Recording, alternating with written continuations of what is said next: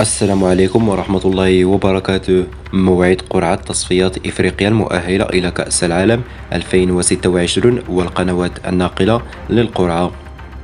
حدد الاتحاد الإفريقي لكرة القدم الكاف يوم الأربعاء الموافق ل 12 يوليوز 2023 موعدا لقرعة تصفيات كأس العالم 2026، وستقام القرعة في الكوت ديفوار بمشاركة 54 منتخبا، أي جميع المنتخبات الإفريقية، ولم يتم حتى الآن تحديد موعد انطلاق مراسم القرعة.